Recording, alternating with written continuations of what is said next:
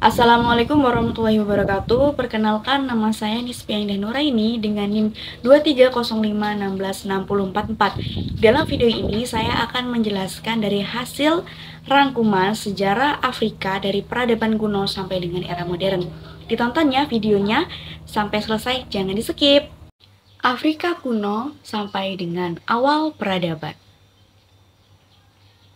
Sejarah Afrika dimulai sejak ribuan tahun lalu.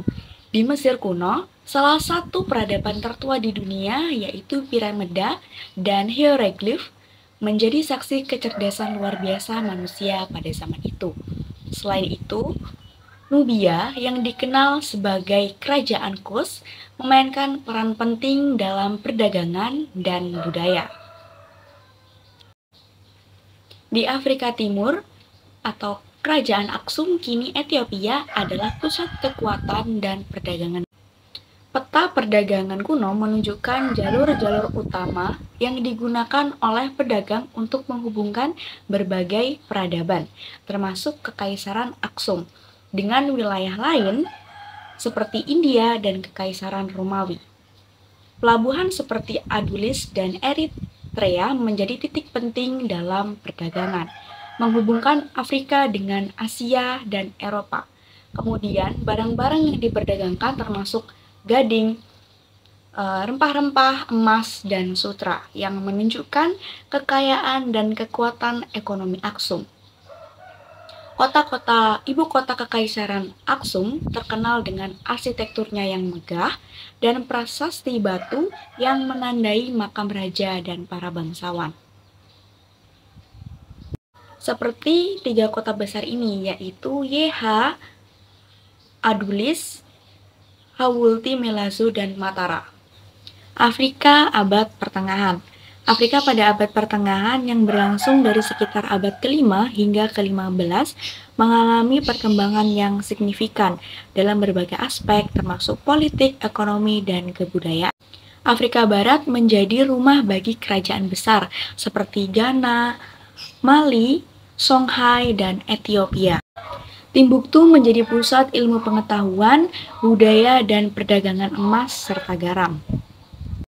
Timbuktu memiliki perpustakaan besar dengan ribuan manuskrip yang menunjukkan perkembangan intelektual dan spiritual Afrika. Di sisi lain, perdagangan, yaitu ada perdagangan Trans-Sahara yang membawa kekayaan besar, tetapi juga memperkenalkan tantangan baru, termasuk perdagangan Trans-Sahara ini yaitu jaringan perdagangan yang luas menghubungkan Afrika Barat dengan Afrika Utara dan Timur Tengah.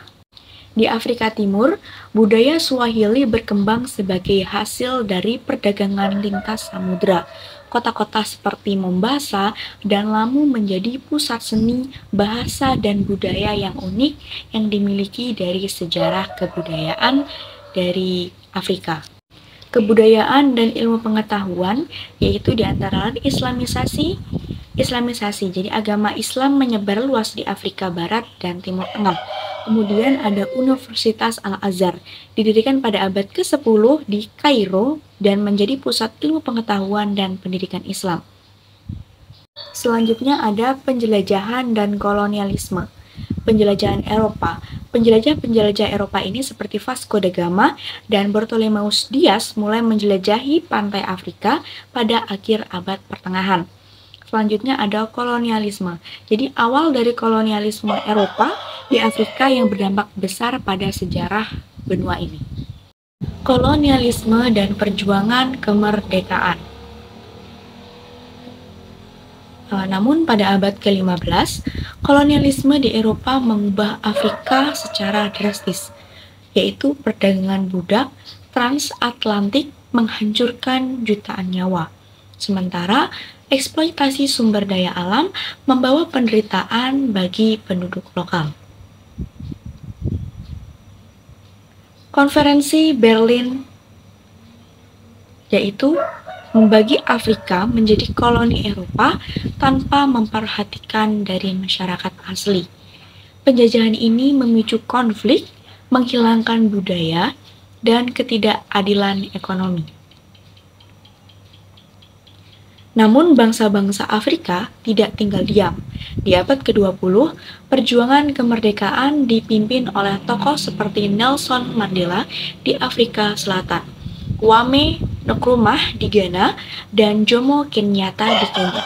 Tahun 1960-an menjadi puncak gelombang kemerdekaan Afrika.